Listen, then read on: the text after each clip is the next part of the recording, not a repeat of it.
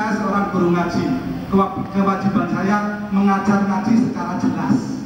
Kewajiban saya, kalau tidak saya dosa. Kalau tidak saya dosa. Perkara-perkara seperti ini sudah saya diskusikan dengan para perwira Polri di BNPT. Ya, saya sudah diskusikan. Apa jalan pikiran-pikiran yang kira-kira selama ini tidak ketemu. Sebab kewajiban seorang guru ngaji, ngajar ngaji dengan jelas. Tidak boleh menyembunyikan. Kalau dia menyembunyikan sesuatu yang mestinya dia sampaikan, maka dia seperti memakan bara api di dalam perutnya. Saya tidak mau. Saya tidak mau minum api. Yang namanya pikul aja saya tidak mau, apalagi ini makan api betulan. Kemudian saya kembali kepada 3 persoalan. Itu tadi persoalan sambungannya, 2 itu. Yaitu karena negeri-negeri sekitar kaum muslim ini dikuasai oleh pemerintahan yang tidak menyukai tegaknya Islam. Ini masalah buat Palestina dan sekitarnya. Yang kedua itu tadi, atau itu ikutannya, bukan yang kedua. Yang kedua adalah hampir semua manusia memandang persoalan Filistin, memandang persoalan Gaza pada khususnya, memandang persoalan Syria dan persoalan-persoalan pergolakan yang terjadi di negeri kaum muslimin dianggap sebagai persoalan kebangsaan. Ini yang jadi masalah. Maka tidak akan pernah ada penyelesaian yang total. Jika memandang persoalan Gaza hanya sebagai persoalan kebangsaan, maka Gaza, penduduk Gaza tidak akan pernah berhenti menjadi sasaran latihan menembak tentara Israel. Terus setiap punya senjata baru yang dijadikan sasaran Gaza. Termasuk yang terakhir, perang 8 hari November kemarin, itu kan hanya untuk menguji coba Iron Dome-nya itu.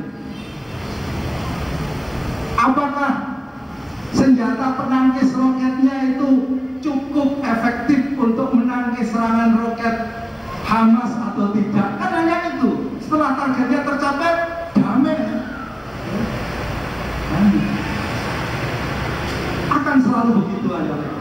Kalau kita tidak melihat, semua manusia tidak melihat persoalan yang terjadi di dunia Islam sebagai bahasa Arabnya qadiyatan islamiyatan khalisatan khassah,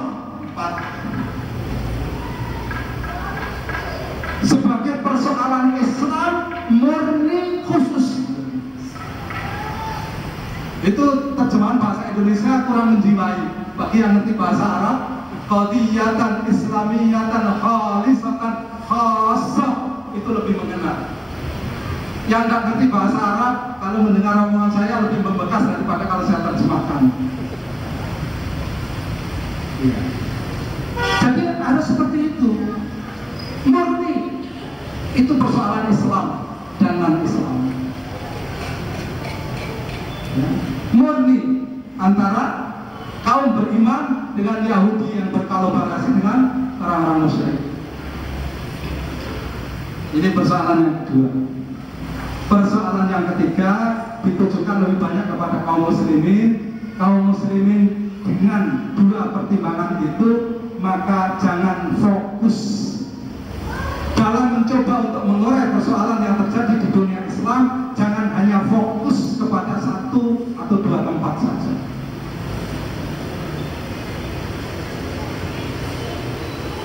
Maka bahasa saya punya videonya, nanti bisa direkam siapa yang mau. Silakan. Nggak banyak, Pak. Nggak sampai 400 MB. Nggak sampai 400 MB. Jadi persoalan yang berikutnya itu tadi, kaum muslimin jangan memandang persoalan Gaza, persoalan Syria itu sebagai fokus hanya persoalan itu saja, tetapi harus memandangnya sebagai bagian daripada persoalan dunia Islam secara umum. Ini masalah yang sangat biasa. Oleh karena itu ayat ikhwah, jika buntu di Palestina, jika buntu di Syria, jangan memandang bahwa jalan sudah buntu. Tapi coba pikirkan, sebab Amerika juga membuat satu keputusan yang disebut dengan perang global melawan Islam dan kaum muslimin. Ya, perang global melawan Islam dan kaum muslimin.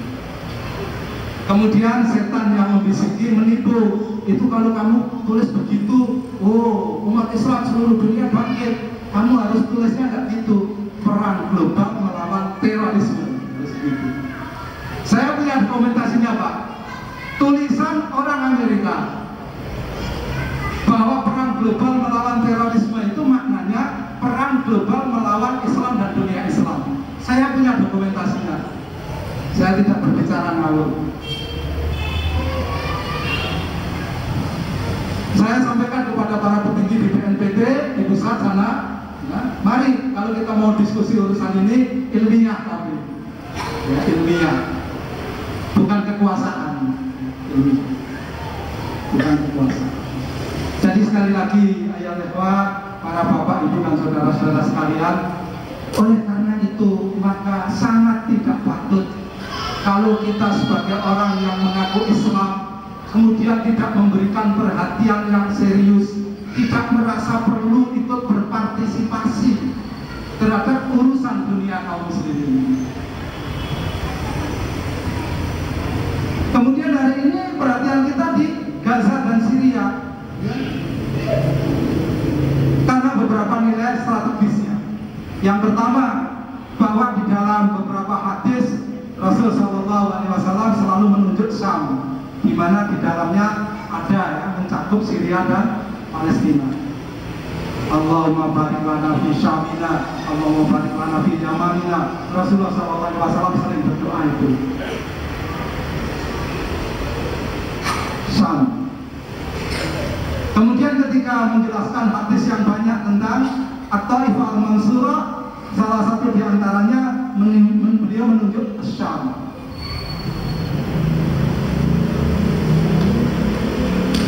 Maka sampai disebutkan idza fasada ahlusan fala khaira fikum.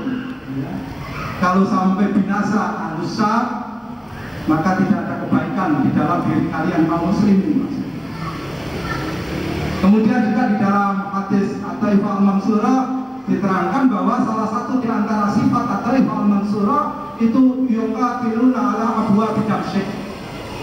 Ya, mereka berperang di pintu-pintu Damaskus. Jadi banyak sekali. Artinya bahwa karena ini berita terbuka, ya, berita terbuka. Kadang-kadang musuh Islam dan kaum muslimin ini meneliti lebih teliti daripada kaum muslimin sendiri. Ya, mereka meneliti, kemudian mereka berkesimpulan bahwa pusat pergolakan peradaban Syam. Lainnya itu pelengkap. Maka Mujahidin Afgan ketika mereka mencanangkan jihad Afgan, selalu sikap mereka salah satunya adalah kita memulai dari Kabul, kita akan bertemu di Quds. Nabda min huna naltaqi fi al-Quds, selalu begitu. Saya baca kemarin juga sebagian syiar daripada Thawrah Suriah hari ini, ya. Kita mulai nabda min Damsyik atau min huna, kemudian naltaqi fi al-Quds. Jadi dari segi Fadailus Syam jelas sekali.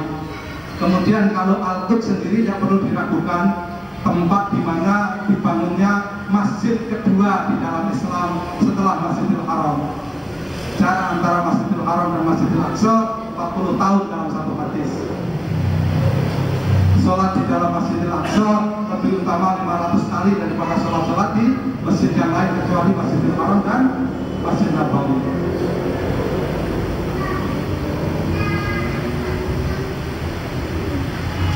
Ini menarik sekali. Yang perlu disadari adalah Zionisme hari ini yang kemudian mengejawantah dalam bentuk negara Israel, yang mereka mengatakan ingin membangun Haikal Sulaiman di Al-Quds, ya. Haikal Sulaiman itu tidak pernah ada, mitos. Nabi Sulaiman alaihissalam tidak pernah membangun Haikal, tapi Nabi Sulaiman alaihissalam membangun kembali renovasi Masjidil Aqsa. Jadi tidak pernah ada. Kemudian disebarluaskan hari ini bahwa Al-Quds merupakan tempat suci bagi 3 agama samawi. Apa iya? Di sana ada altar di mana Yesus memikul kayu salib menuju kepada penyaliban. Wong tentang disalibnya Yesus itu sendiri masih kontroversi di kalangan mereka sendiri. Tembok ratapan katanya tempat suci untuk Yahudi. Mana ada? Ya. Itu adalah mitos-mitos yang dibangun. Mari kita kembali kepada sejarah. Kita boleh diskusi.